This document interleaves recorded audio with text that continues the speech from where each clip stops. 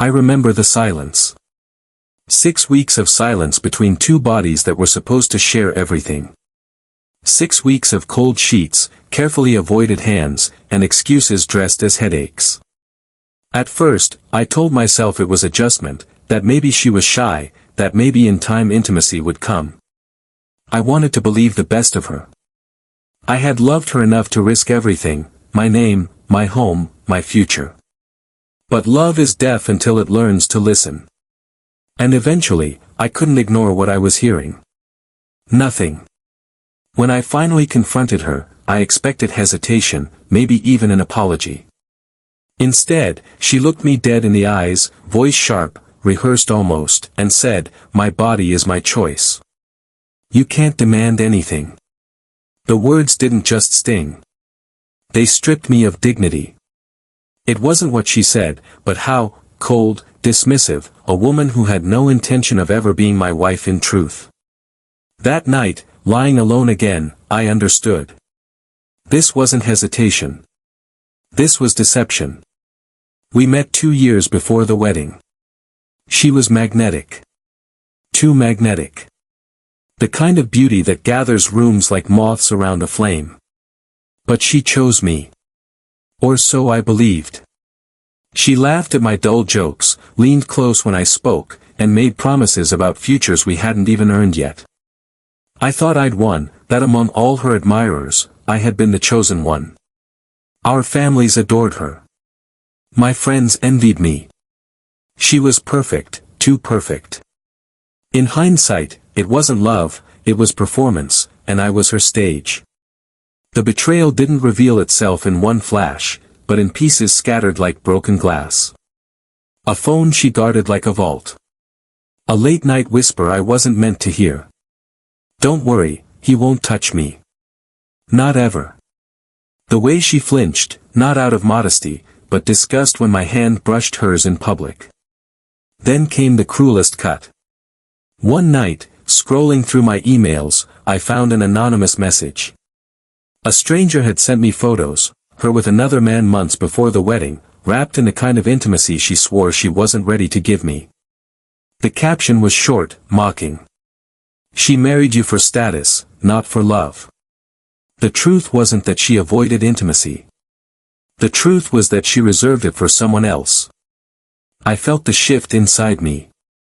Then grief burned out, replaced by something colder.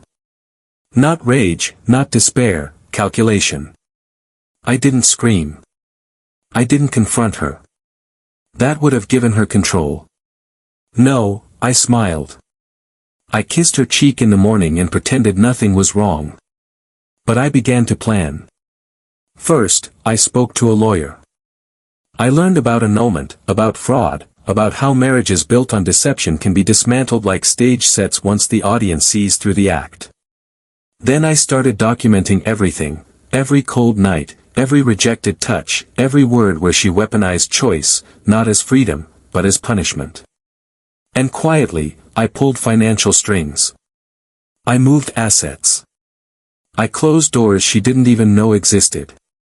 She thought she'd married into security. She didn't know she was standing on ice. The day I filed the annulment papers, I didn't announce it. I let them be served to her while she was at brunch with her friends, people who had admired her supposed devotion to me. The report spread like fire.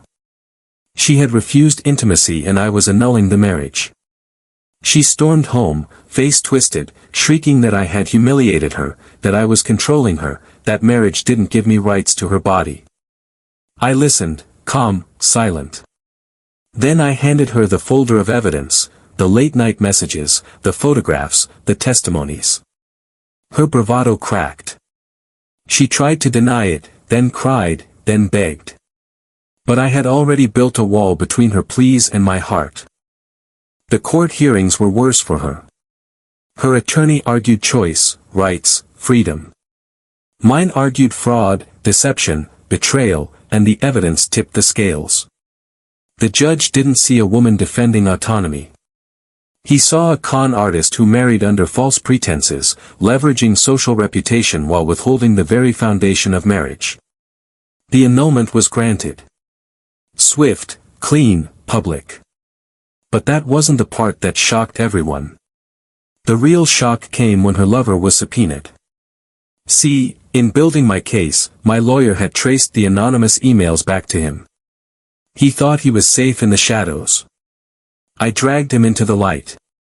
In court, under oath, he admitted it. Their affair had never ended. They had planned everything, the marriage, the charade, the performance. She wanted the prestige of being my wife, the protection of my family name while privately belonging to him. The courtroom was silent. Her parents stared at her like she was a stranger. My family looked at me with pity, then pride. She collapsed in her seat, humiliated, not by me, but by the truth she could no longer control. Afterward, I walked out of that courtroom with my head high, and her reputation lay in ruins.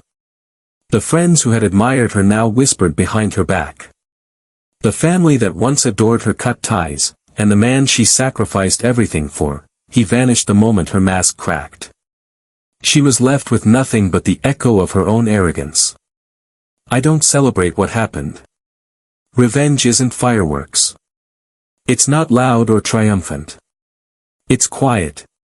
I didn't raise my voice. I didn't throw plates. I simply dismantled her lie piece by piece until she stood in front of the world naked in truth. Do I regret it? No.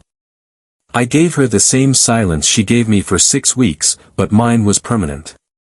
And in that silence, she finally learned what it feels like to be untouched.